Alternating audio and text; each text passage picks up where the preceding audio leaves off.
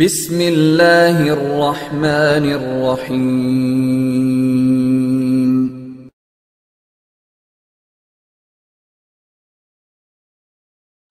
ওয়ালাইকুম আসসালাম রহমতুল্লাহ বারাকাতুহু। জেদ্দা থেকে ডাক্তার সামিউল হক ভাইয়ের একটি প্রশ্ন লেখা হয়েছে আমাদের এই গ্রুপে, যে সৌদি আরবের কালচারে আমরা দেখি মোজার ওপর দিয়ে মাসেহ করে নামাজের উজু সারা হয়। কোরআন হাদিসের আলোকে এটা কি ঠিক আছে? আলহামদুলিল্লাহ ওয়াসসালাতু ওয়াসসালামু আলা রাসূলিল্লাহ। জি সম্মানিত ভাই, মোজার ওপর মাসেহ করা ইসলামী শরীয়তে জায়েজ, তবে যেটা শর্ত সেটি হলো যে আপনি যখন প্রথমে উজু করবেন, উজু করার পর আপনার এই মোজাটা পড়তে হবে।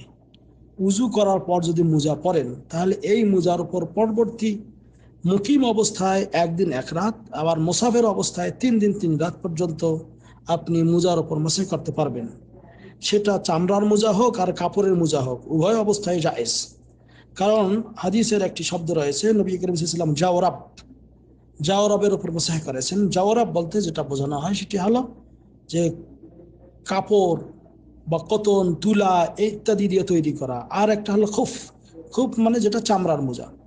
তা আমাদের দেশে অনেকে বলেন চামড়ার মোজা ছাড়া মাসেহ করা যাবে না। এই কথা সহি নয়, বরং শেখ মোহাম্মদ বিন সালেহ আল উসাইমিন, শেখ বিন বাজ রাহিমাহুল্লাহ, তাদের ফতোয়া হলো যে এই মোজার ওপর মাসেহ করা যাবে, সেটা চামড়ার হোক আর কাপড়ের হোক। হ্যাঁ, যে কথা আমি একটু আগে বললাম।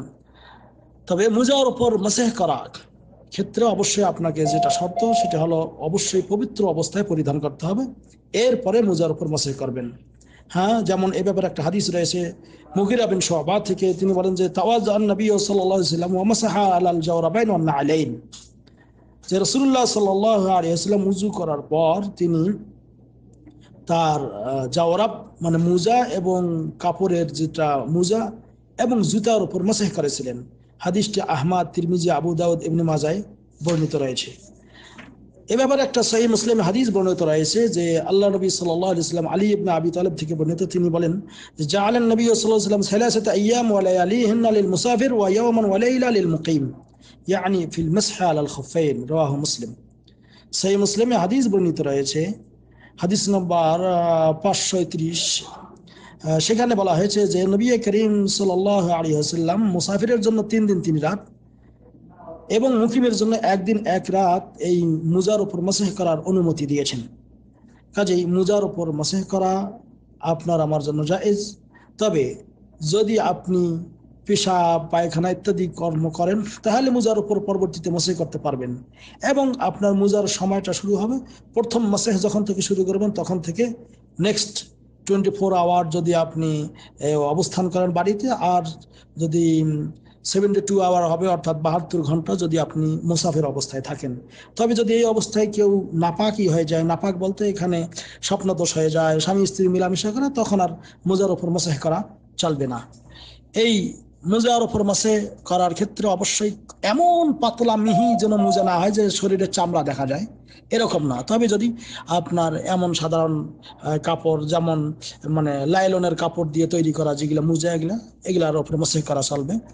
আর যদি মোজাটা অবশ্যই আপনার এই পায়ের গিরাটা ঢাকতে হবে। নারী পুরুষ উভয়ে সমান, একই তারা মোজার উপর মাসেহ করতে পারবে, কোনো সমস্যা নেই। তবে নারীরা যে স্কিন মোজা পরিধান করে এটার উপর মাসেহ না করে ভালো, কারণ এটার মাধ্যমে তাদের শরীরের চামড়া দেখা যায়।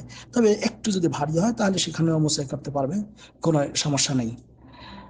হাযা আল্লাহু আ'লাম বিসওয়াব ওয়া সাল্লাল্লাহু আলা নবিয়িনা মুহাম্মদ। আসসালামু আলাইকুম ওয়া রাহমাতুল্লাহ।